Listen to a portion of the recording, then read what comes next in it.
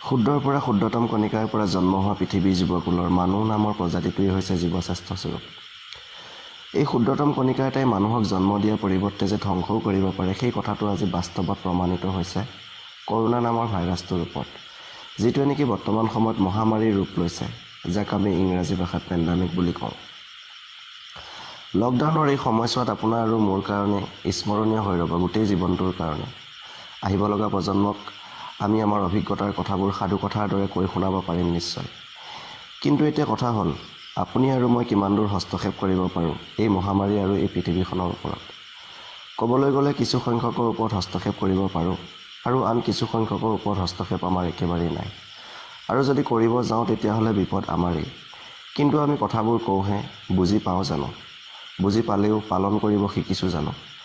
মই পালন কৰিলোৱেই যেনিবা, আৰু কিমানজনেনো পালন কৰিব, সেইটো এটা ডাঙৰ সমস্যা। গতিকে প্ৰশ্নবোৰেই খেলি মেলি ইয়াৰ সঠিক উত্তৰটো পাবলৈকে।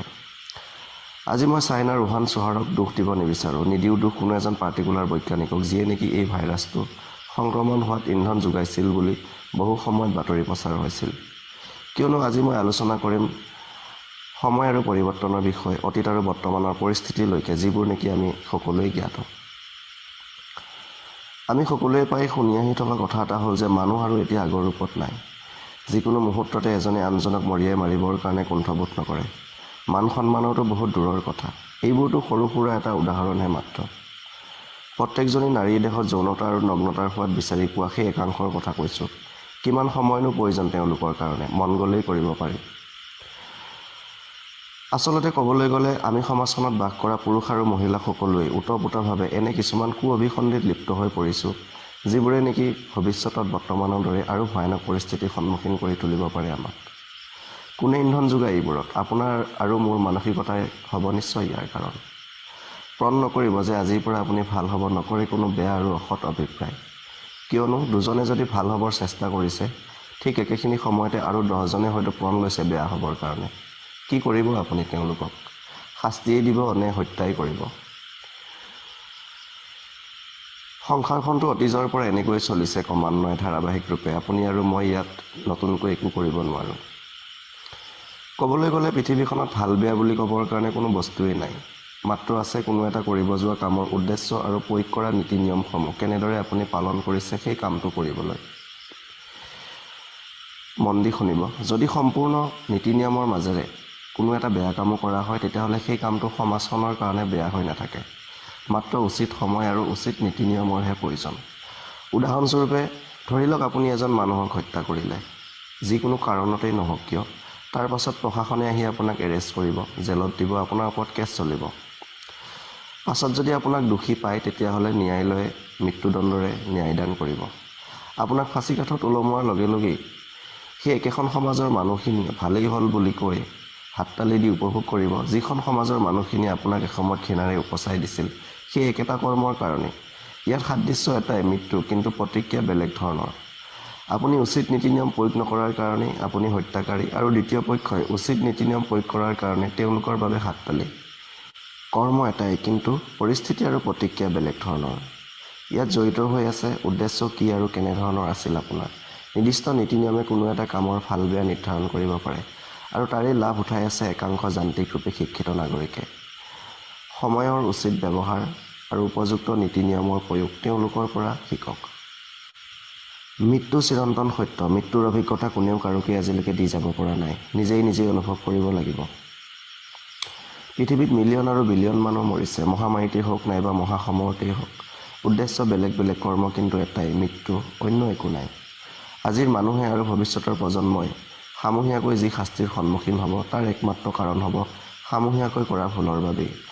ইয়াত 0% নামৰ আৰম্ভণি এটা থাকিব পাৰে, কিন্তু এইটো বিচাৰি উলিওৱাটো মানৱ সমাজৰ বাবে কোনো এটা ডাঙৰ অনুসন্ধান নহয় বুলি মই ভাবোঁ। আজি যি পৰিস্থিতিৰ সৃষ্টি হৈছে আৰু ভৱিষ্যতে যি পৰিস্থিতিৰ সন্মুখীন হ'বলৈ গৈ আছোঁ, ইয়াৰ একমাত্ৰ কাৰণ আমাৰ মানৱ সমাজেই হ'ব নেকি? উত্তৰটো দিয়াৰ আগতে অতীতৰ কিছু কথা ৰোমন্থন কৰাটো ভাল হ'ব। প্ৰেক্টিকেল পৃথিৱীখনৰ পৰা পাৰিলে অলপমান ফালৰি কাটি আহক। বাস্তৱিকতাক আমি স্বধৰ্মৰ নিচিনা পালন কৰি আহিছোঁ, ময়ো। সংজ্ঞা আৰু উদাহৰণ হয়তো প্ৰত্যেকৰ কাৰণে বেলেগ বেলেগ ধৰণৰ হ'ব পাৰে। আমি জীৱনত লোৱা প্ৰত্যেকটো সিদ্ধান্ত বাস্তৱিকতা আদৰ্শৰ ওপৰত প্ৰতিষ্ঠিত। কিন্তু কি শাক কৰিছোঁ এই বাস্তৱিকতাক লৈ। মাহ দিন ঘৰৰ ভিতৰতে নিজকে আবদ্ধ কৰি ৰাখিছোঁ। কিন্তু ক'বলৈ গ'লে আমাৰ কাৰণে ইও এটা প্ৰকাণ্ড বাস্তৱিকতা। মানে ক'বলৈ গ'লে আমি প্ৰেক্টিকেল দুনিয়াখনৰ ইফালৰ পৰা সিফাল কৰি দিছোঁ, কিন্তু তথাপিও আমাৰ শান্তি নাই ক'তো। আচলতে ভুল আছে ক'ত আৰু আসোঁৱাহ আছে ক'ত। বাস্তৱিকতাক আমি যিমানেই স্বীকাৰ নকৰোঁ কিয় আমি কোনো প্ৰকাৰেই শান্তি লাভ কৰিব নোৱাৰোঁ। শান্তি ল'বৰ কাৰণে এই শব্দটোৰ অৰ্থ বুজি পাব লাগিব আমি। যদি কেতিয়াবা পাৰে অলপমান সময় উলিয়াই ইয়াৰ অৰ্থটো বিচাৰি চাব। বাস্তৱিকতাই আমাক যান্ত্ৰিকতালৈকেহে ৰূপান্তৰিত কৰি নিব আৰু ক্ৰমান্বয়ে লৈ গৈ আছে। যান্ত্ৰিকতাৰ ফলত আমাৰ মাজত এতিয়া আন্তৰিকতাৰ অভাৱে দেখা দিছে। নিজৰ কৃত্ৰিম লক্ষ্যত উপনীত হ'বৰ কাৰণে কি যে কৰা নাই আমি। যিকোনো বাধাৰ পাচি আঁতৰাই পেলাবলৈ সক্ষম আৰু ইচ্ছুক প্ৰকাশ কৰি আহিছোঁ। তাৰেই ফলস্বৰূপে আমাৰ কৰ্মই আমাকেই খেদি আমি কৰি অহা বিপৰীতমুখী ফলটো দিবলৈ খেদি ফুৰিছে। ইয়াতকৈ আমি আৰু কি আশা কৰিব পাৰোঁ এই পৃথিৱীখনৰ পৰা? যি কৰিছোঁ তাকেইতো পাইছোঁ। স্বয়ং ভগৱানে এই পৃথিৱীখনত কেইবাবাৰো অৱতাৰৰূপী হৈ মনুষ্যৰূপে জন্মগ্ৰহণ কৰিছিল। কিন্তু আপুনি ভাবে নেকি তেওঁৰ উপস্থিতিত সংসাৰখনত সম্পূৰ্ণৰূপে ঐক্য আৰু শান্তি বিৰাজ কৰিছিল বুলি? ইতিহাসৰ পৃষ্ঠা লুটিয়াই চালেই পাই যাব মই কৰা প্ৰশ্নটোৰ উত্তৰ। ৰামায়ণ আৰু মহাভাৰতৰ মহাসমৰত কিমানৰ যে নৰসংহাৰ হৈছিল, এটা যুগৰ সমাপ্তি ঘটিছিল। উদ্দেশ্য মাত্ৰ এটাই, ধৰ্মক সংস্থাপন কৰা। প্ৰত্যেকটো যুগক যদি আমি বিশ্লেষণ কৰি চাওঁ তেতিয়াহ'লে এটাই সমাধান পাওঁ, ধৰ্মৰ জয় আৰু অধৰ্মৰ পৰাজয়। সাধাৰণ এফাকি বাক্য মাত্ৰ। এই সাধাৰণ এফাকি বাক্যক যদি আমি কিতাপৰ বাক্য বুলি নাভাবি সমগ্ৰ মানৱ সমাজেই যদি দায়বদ্ধতাৰে পালন কৰিবলৈ শিকোঁ, তেতিয়াহ'লে আমি সকলোৱে এই যুগটোক জয়ী হৈছোঁ বুলি ভাবিব পাৰিম। কিন্তু যিটো মই সমপৰিমাণে অসম্ভৱ বুলিও ভাবোঁ। কিয়নো যিটো বহু আগতেই আৰু পূৰ্বতেই নিৰ্ধাৰিত হৈ আছে সেইটো আমি কোনো প্ৰকাৰেই লৰচৰ কৰিব নোৱাৰোঁ আৰু বদলাব নোৱাৰোঁ।